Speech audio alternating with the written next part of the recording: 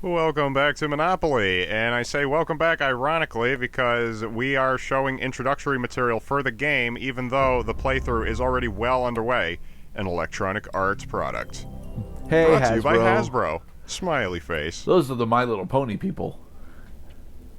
Mr. Monopoly. Hey, Moneybags. How are you doing today? Yes, Uncle Moneybags, as he was originally known, but now he is known as the Monopoly Guy. Are you sure known he's not, Are you sure he's not called Mr. Moneybags still? You must be the Monopoly Guy. You see, Wow. You see, look at this. These scorecards are significantly lower in value. No, that's $1 million. Oh, it's 1 mil. But they're still using significantly smaller amounts. Quick, make your choice and close the deal. Yes, wouldn't you like to see all of these exotic locales, which will take you numerous hours and retries in order to fill up your stamp book so that you, too, can roll on a cardboard cutout made by children.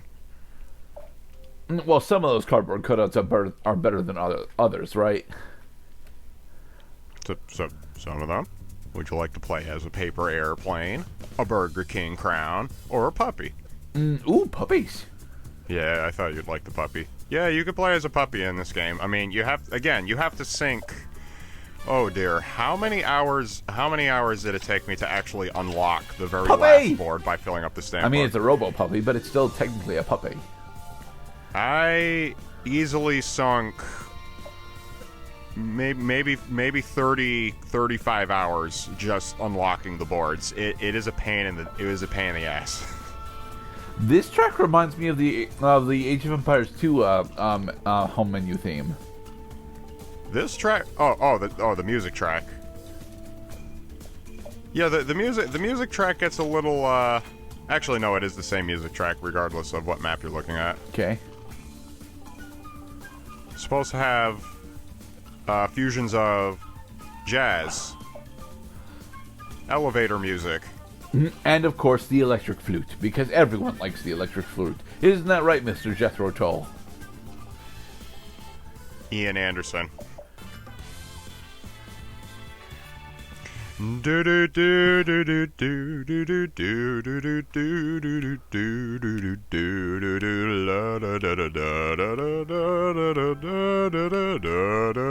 Alright, so this is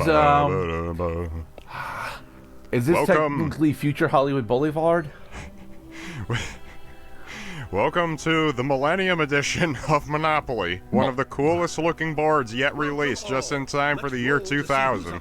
Okay. I loved that board. It was But vibrant. it is in fact still our classic board for the most part. It's just themed differently. Yes, you will notice this about all of the unlockable boards, is they are just themed differently, with the exception of the world board.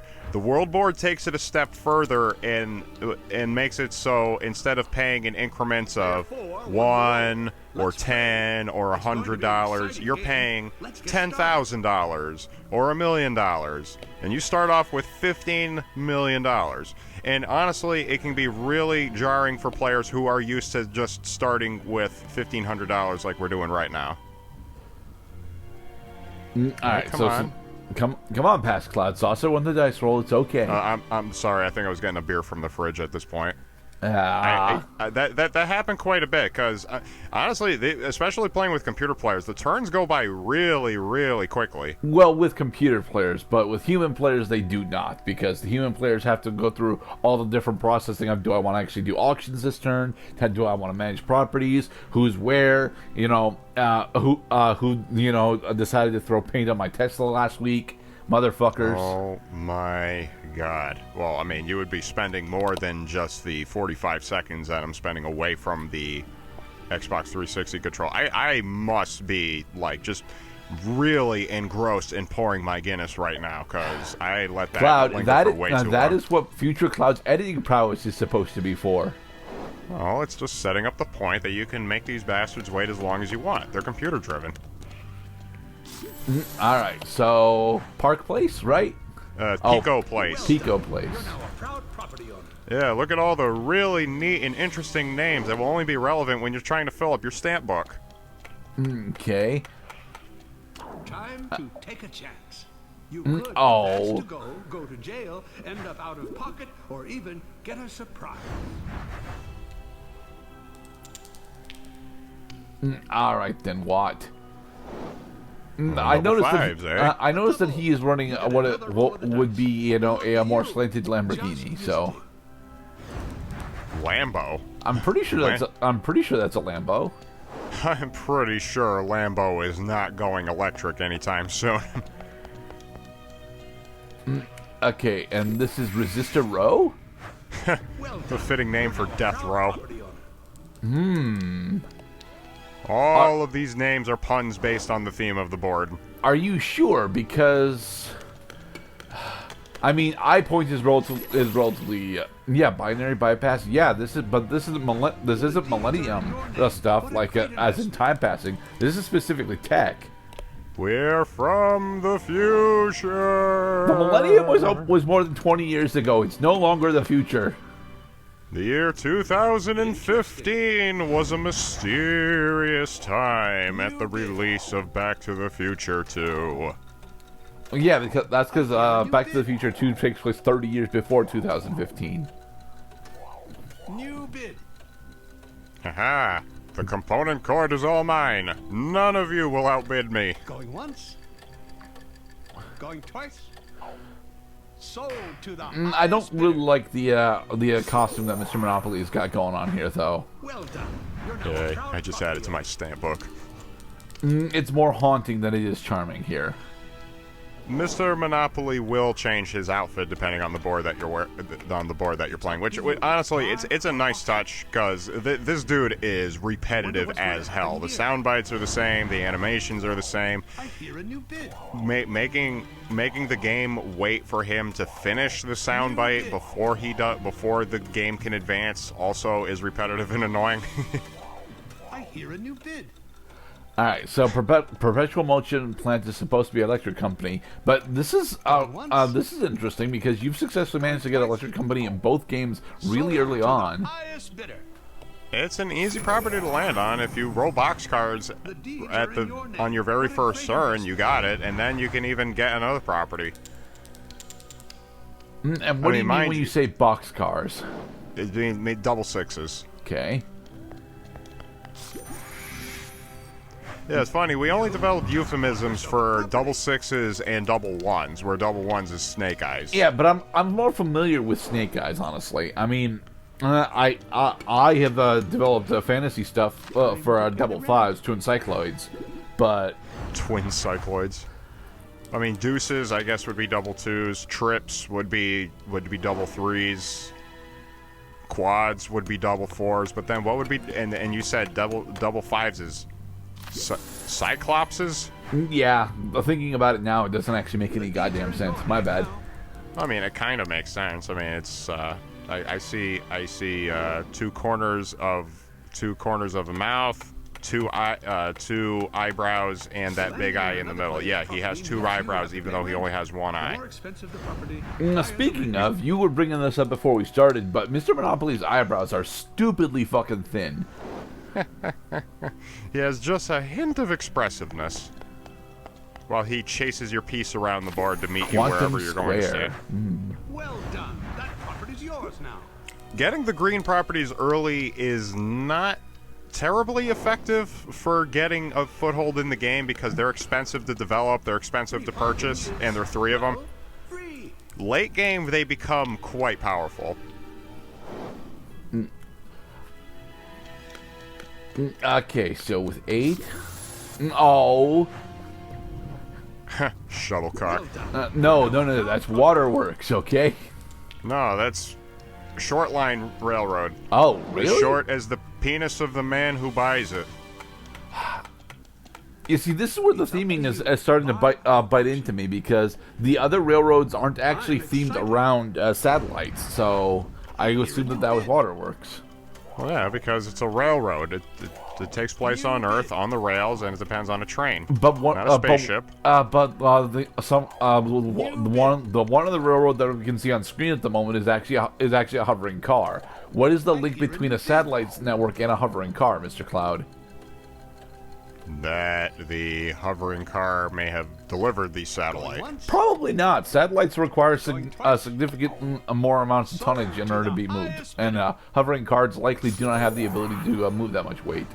Well done. You see, it's not just the weight of the object they're moving into space. They also must take into account the jet fuel. Yeah, it looks like half the railroads here are comms references, whereas the other half are.